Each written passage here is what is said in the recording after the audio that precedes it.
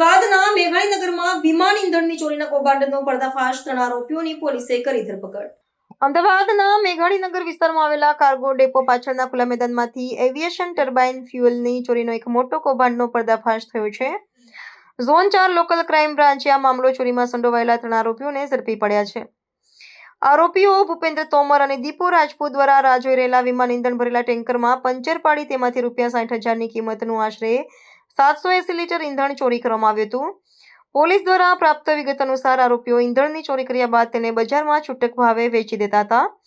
પોલીસે ચોરાયેલું ઇંધણ અને ચોરીમાં ઉપયોગમાં લેવાયેલી રિક્ષા સાથે બંને આરોપીઓની ધરપકડ કરી છે. આ ઉપરાંત આ સમગ્ર ચોરીના કાવતરામાં સામેલ ટેન્કર ચાલક મનદીપ સિંધુને પણ પોલીસે પકડી પાડ્યો છે. મુખ્યત્વે વિમાન ઇંધણ જેવા અત્યંત સંવેદનશીલ પદાર્થની ચોરી અને તેનું ગેરકાયદેસર વેચાણ સુરક્ષા અને ગુણવત્તાના માપદંડોની દ્રષ્ટિએ ગંભીર બાબત ગણાય છે.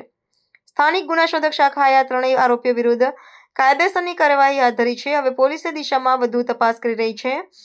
આરોપીઓ કેટલા સમયથી આ પ્રકારની ઇંધણ ચોરીની પ્રવૃત્તિઓ ચલાવી રહ્યા હતા અને તેમના કૌભાંડમાં અન્ય કોઈ વ્યક્તિઓ કે નેટવર્ક જોડાયેલા છે કે કેમ, આ તપાસ દ્વારા સમગ્ર કૌભાંડના મૂળ સુધી પહોંચી તેના પર નિયંત્રણ લાવવાનો પ્રયાસ કરવામાં આવી રહ્યો છે. Zone 4 LCB PSI Shri SM Patel એમની ટીમના એક બાતમી મળી કે એરપોર્ટ પર એવિએશન ટર્બાઇન ફ્યુઅલ એટીએફની ચોરી ચાલી રહી છે. જેના આધારે એલસીબીની ટીમે ત્યાં રેડ પાડી અને એમાં 2 આરોપી ભૂપેન્દ્રસિંહ રામપ્રકાશસિંહ તોમર અને દીપુસિંહ દેવનરસિંહ રાજપૂત, જે મેઘાણીનગરના રહેવાસી છે, આ બંનેની ત્યાં ધરપકડ કરી. આ લોકોએ કાર્ગો ડેપો પાછળ ખુલ્લા મેદાનમાં, જ્યાં એક એટીએફ ભરેલું ટેન્કર વેટિંગમાં હતું, આ ટેન્કરને પંચર કરીને ત્યાંથી એટીએફની ચોરી કરતા હતા. કુલ 780 લીટરની ચોરી આ લોકોએ કરી હતી, જ્યાં અમે રેડ કરીને એનું રિક્ષા અને આ એટીએફ ચોરી કરેલો એટીએફ કબજે કર્યું છે. અને એમાં જે ટેન્કરનો ડ્રાઈવર મનદીપસિંહ વિજેન્દ્રસિંહ સિંધુની પણ ધરપકડ કરવામાં આવે છે અને મેઘાણીનગર પોલીસ સ્ટેશન ખાતે ગુનો નોંધીને આગળની તપાસ હાથ ધરી છે. એટીએફની ચોરી કરીને આ લોકો શું કરતા હતા અને કેટલા સમયથી આ લોકોનું આ ચોરીનું ચાલી રહ્યું હતું? આ લોકોએ ચોરી કરીને આગળ લઈને છૂટકમાં વેચાણ કરતું હતું. હવે આગળની તપાસ અત્યારે અમે હાથ ધરી છે, તો એ વિગતો સામે આવશે. બેકગ્રાઉન્ડ શું છે આરોપી જે પકડાય એનું? શું કામ ધંધો કરે છે કે ખાલી આ જ કરે છે?